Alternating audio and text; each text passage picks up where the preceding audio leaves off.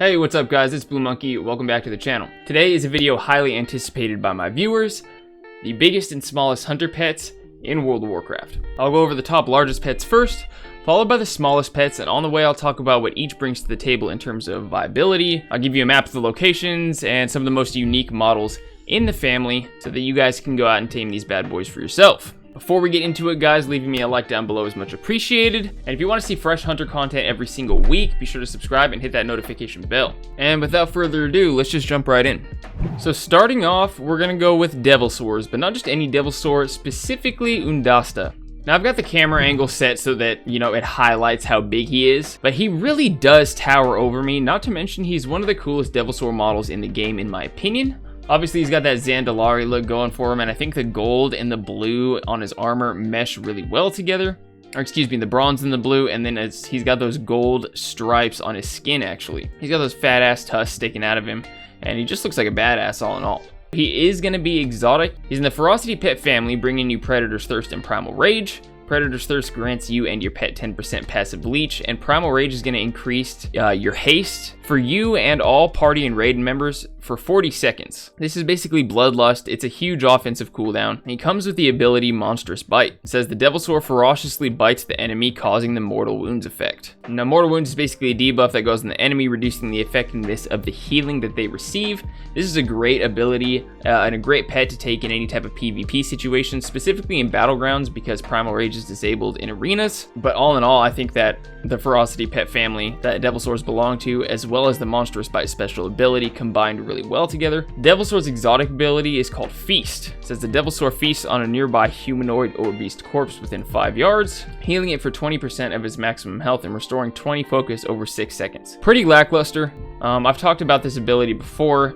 Basically, you would need 5 corpses within 5 yards of your pet in order to heal your pet to full health. And not only that, it would take a full 60 seconds. It's a cool concept, and honestly, I think that the ability, the special ability, and the Ferocity pet family combine well enough to not need an exotic ability. But specifically for Undasta, he's going to be a world boss on the Isle of Giants. He spawns right in the middle of the map, and he's only on a 15-minute spawn timer, so you're not going to have to camp for super long. I didn't have any competition when I tamed him personally, but you might have different luck. Nevertheless, one of the easier rare tames to obtain. You're not going to be camping out for 4 hours and likely going to have competition.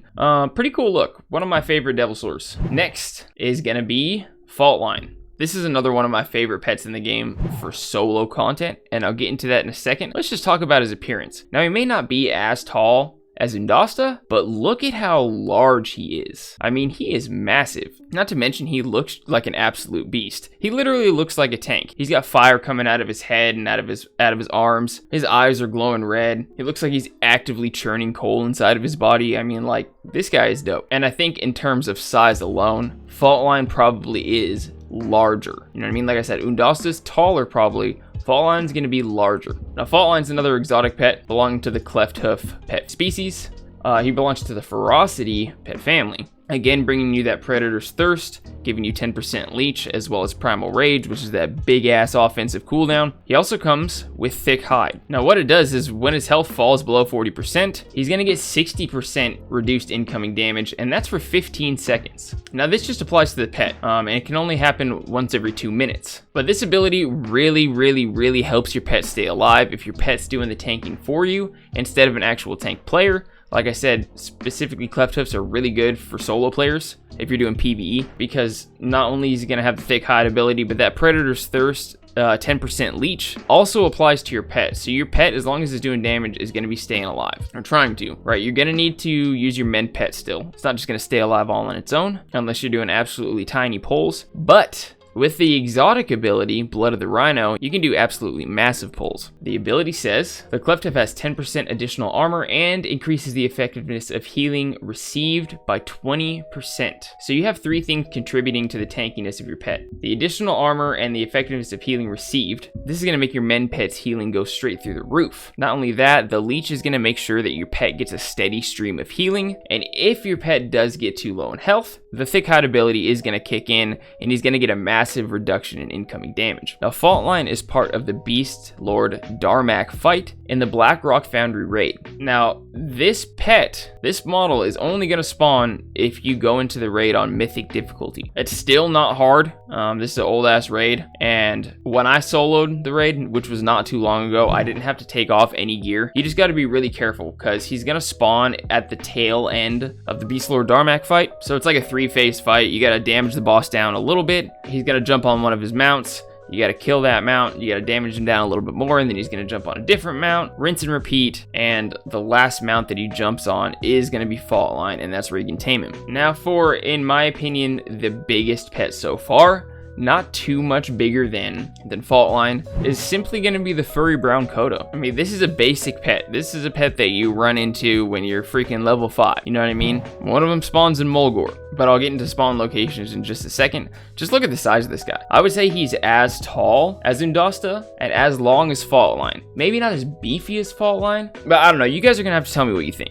In my opinion, this is the biggest pet in the game. If you want to piss off your raid team or something like that, or if you just love a hulking creature next to you, this is probably going to be your best option. You know, he belongs to the Scalehide pet family and the Ferocity pet spec. Once again, I probably don't even have to go over this with you. It gives you that leech and it gives you that big offensive cooldown, increasing your haste by 30%. And the special ability is called Scale Shield. Now this is similar to the one that Faultline has. It's just a 50% damage reduction instead of 60, and it doesn't automatically trigger once he reaches a certain health threshold. So that gives you just a little bit more freedom. It's also only on a 1-minute cooldown, so it gives you a little bit more freedom when you want your pet to cast this ability. Honestly, I just let my pet auto-cast, which is why I like Faultline better. The automatically triggering defensive ability, trigger defense. But Scale Shield and the Ferocity pet spec also combine super well for pet survivability, specifically pet tanking. So there's many different places where this model spawns. You can get in Mulgore, Desolace, the Burning Steppes. The one I tamed was in Desolace, and he's just super easy. It's called the Recovering Cotto. He just spawns right in the middle of the map there. Like I said, just a common ass pet, super easy to find and tame. And that's gonna wrap it up for the biggest pets.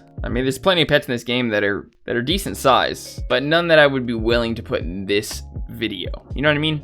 Let's move on to the smallest pets, and we're gonna go from biggest to smallest. Starting off with Nutz, N-U-T-Z, Nutz. He's about hip height, so not super tiny or anything like that, but definitely one of the smaller pets in the game. And this guy is a fun tame. So I'll link you a video on the exact guide on how to tame him. But basically, you're gonna go to Ajara, and there's this little camp, and you click on this little set of notes. It's called the Intern's Journal. And then you gotta click on a bunch of things around the little compound, and after you click on all of them, Nutz will spawn. Now what you wanna make sure to do is, before you start taming him, turtle. For the love of God, he will one-shot you. Turtle before you tame this guy. Now he also makes a little sound when you click him. Pretty cool.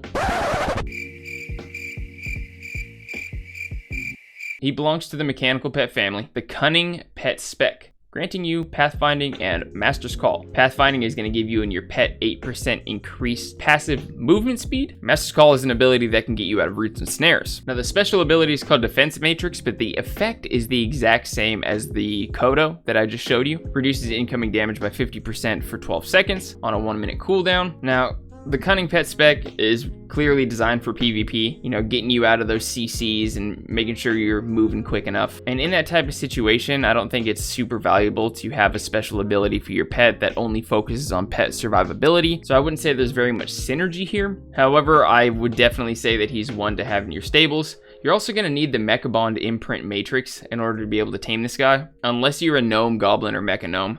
But all mechanical pets, you either need to be one of those races or you need to have the Mechabond imprint matrix, which is crafted by engineers. I just bought mine off the auction house. It was super cheap, a couple thousand I think. And yeah, I think that's gonna wrap it up for Nutz. Next we'll look at the monkeys. I'd say around the same size as Nutz. Now there's a couple different colors. You can get this brown one here, you can get a black one, a dark gray one, you can get a gray one. The dark gray one's more of a blue. You can even get one that has like a little fez hat on top of it, like a little circus monkey. But I didn't put him in this video because the hat is actually pretty tall and I'm going for the smallest. Now my source here says that the brown monkey only spawns in the Lost Isles and the Dead Mines and Zul'Gurub dungeon. But I swear to God, I tamed mine in Northern Stranglethorn. And just like the map shows here, the things were everywhere.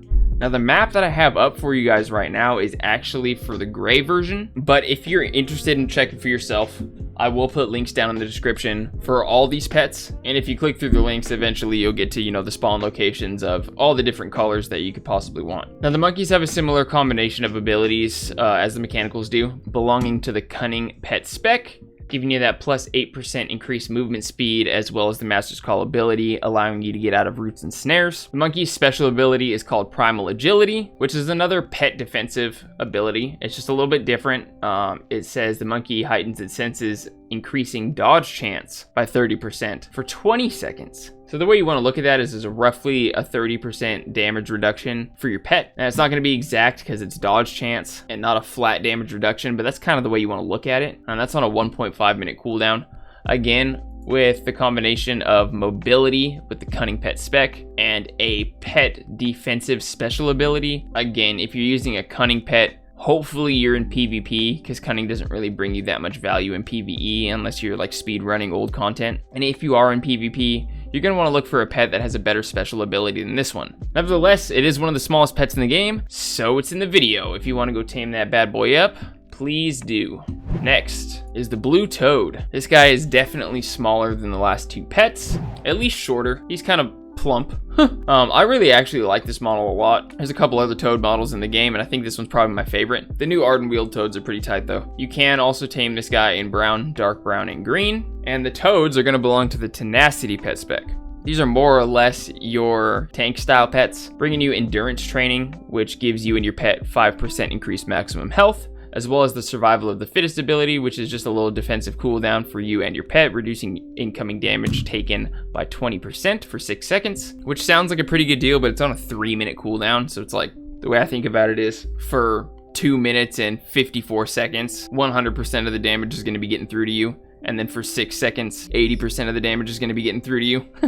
Doesn't sound very appealing when you put it that way, but nevertheless, it is a defensive cooldown if that's what your kit needs. The toads come with the special ability Swarm of Flies, which is quite literally the exact same special ability as the monkeys have, just named different, increasing dodge chance by 30% for 20 seconds. Now, since that dodge special ability is combined with the pet spec that is more or less focused on survivability, I would say that there's some pretty good synergy here. I think all in all, the leech from Ferocity is better for pet survivability and for your own survivability than the abilities that Tenacity can offer. But nevertheless, I would say that this is a very viable choice for a pet, especially if you're doing dungeons and raids. Now, this blue model spawns in literally all over the World of Warcraft. Shadow Moon Valley, the Timeless Isle, Stormsong Valley, Suramar. I tamed mine in Ardenweald because that seemed convenient at the time. And again, links in the description if you want to check out the other colors and where those ones spawn. Now the last one is, this is the tiniest pet in the game, and it's the same model in the dark brown color. Now, 2 of the places that you can tame this model, oh my god, look at how small it is. Look at how small it is. He's freaking tiny.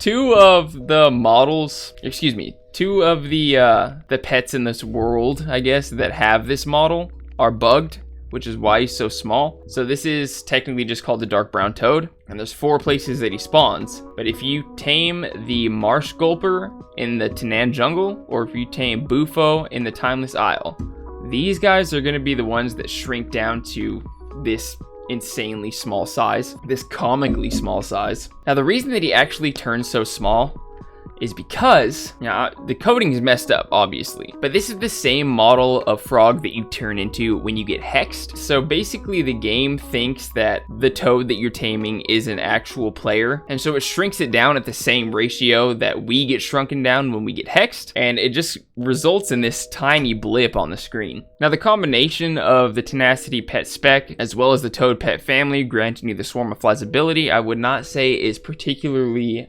great in PvP. However, taking this guy into PvP is just absolutely hilarious because people can't even tell that you're using a pet. Basically, it's going to reduce them to tab targeting if they want to target your pet at all, because there's absolutely no way that they're going to be able to click on it. You're going to have a hard enough time clicking on it. It's going to be right next to you. So I would say without a shadow of a doubt that this model is the absolute winner of the tiniest pets in World of Warcraft. Thanks for sticking around to the end, guys. I hope you enjoyed what you saw here, and if you did, dropping me a like down below really does help the channel out. If you had fun with this video, make sure you subscribe and hit that bell to be notified when next week's video goes live. Good hunting, everybody. I'm Blue Monkey, and I'll see you in the next one.